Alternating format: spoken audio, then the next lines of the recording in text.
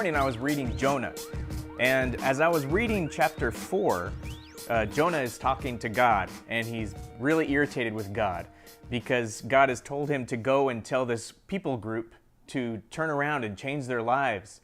And Jonah hates this people group, so he doesn't want to do that. And he doesn't want to do that because he says in verse 2, "I knew that you are a merciful and compassionate God, slow to get angry and filled with unfailing love. You are eager to turn back from destroying people." These words really jumped out at me, and I thought, I just read that somewhere else. And sure enough, I turned back in my journal. I'm reading my Bible, I'm praying, and I'm taking notes every day. I encourage you guys to do that. It helps you hear, helps you remember, and you can do like this and go back to 10 days ago.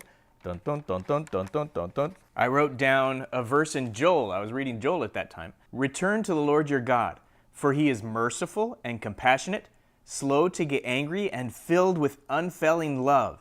He is eager to relent and not punish." Almost the exact same wording that we see over in Jonah. Now, what jumped out at me is even these Old Testament prophets, who we also can have a tendency to think of as doom and destruction all the time, they knew the heart of God. And the heart of God is merciful, compassionate, slow to get angry, filled with unfailing love, and eager to relent, not punish. God is not a vengeful, angry, wanting to punish, disciplinarian God. He wants to love. He's full of love. We're only heading into destruction when we're heading away from Him, and He doesn't want us heading towards destruction.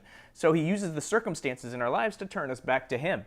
This is just the basic, foundational idea of who God is. If we don't know Him, then we think of Him wrong. And if we think of Him wrong, we can't have a right relationship with Him. And that's what most people do with the Old Testament. But the Bible also teaches us that God is the same yesterday, today, and forever. His character doesn't change. He was full of love. He is full of love. He will always be full of love. And His great intentions for our lives are always rooted deeply in this full, unfailing love that He has for us. Now, I say all of that, first of all, because that's what came up in my quiet time this morning, but also because it ties to what we're going to talk about this week. We use the word edification a lot. And the word edification in the Bible means to build up. And we talk a lot at Wellspring about how we are called to build one another up. And we also work on our tools for building each other up and creating a culture of encouragement and edification. We talk a lot about that.